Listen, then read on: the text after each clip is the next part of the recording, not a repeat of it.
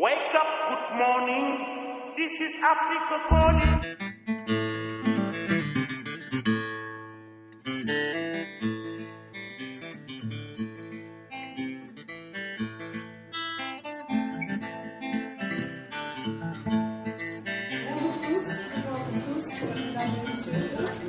Et on va une autre fois être très proche l'une de l'autre. Et l'idée, c'était de pouvoir mettre en place un programme ou un instrument en Afrique, dans tous les pays africains, pour les artistes africains, pour les accompagner, pour les soutenir et pour défendre leurs droits et leur droit à la liberté d'expression de manière générale.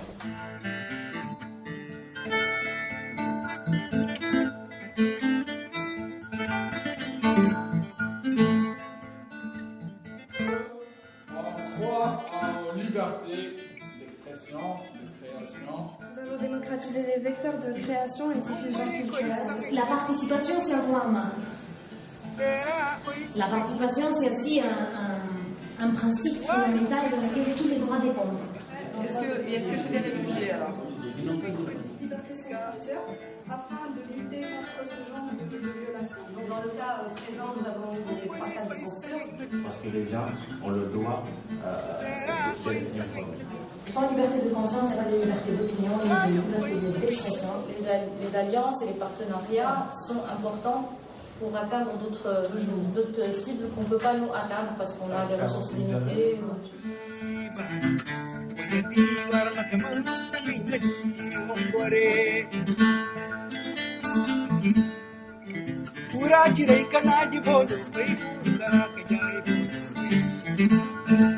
culture, c'est ce qui nous reste quand on a tout perdu. C'est que le Maroc n'est pas le centre de gravité de sa propre production intellectuelle. Voilà, vous allez dans une librairie au Maroc et vous vous rendez très vite compte que la production marocaine occupe moins de 5% des étagères.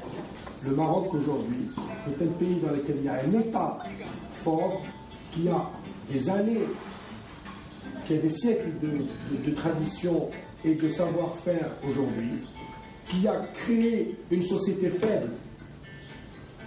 Qu'on se batte d'abord pour qu'il y ait une société forte et autonome, qui va peut-être permettre de contrebalancer. Je ne pense pas que nous soyons une société foncièrement conservatrice.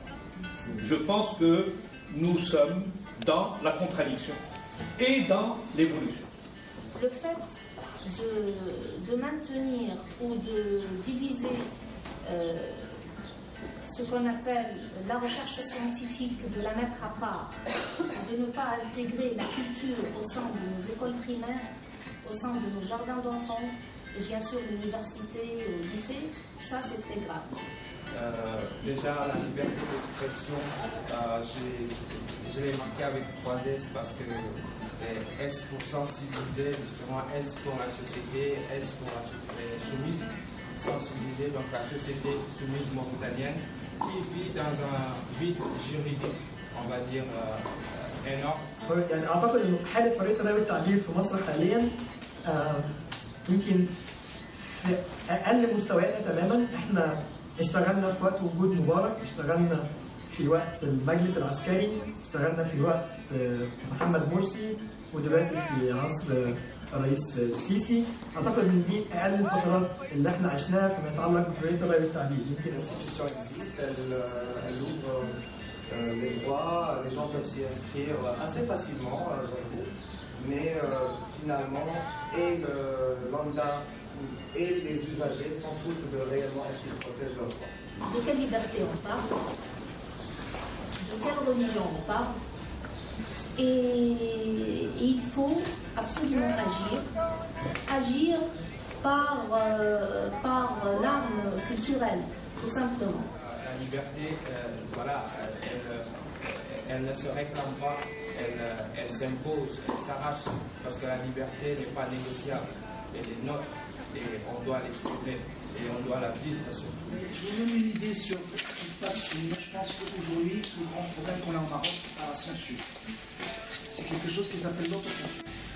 المشكل الكبير بدات باسينا كما قالوا شويه بدات لو بروبليم هي لو بيبليك تيبغي داكشي البيبليك كامل باغي هذاك باغي اول حاجه الحقيقه والصراحه لان انا ما تندويش على شي حاجه اللي جايه من بعيد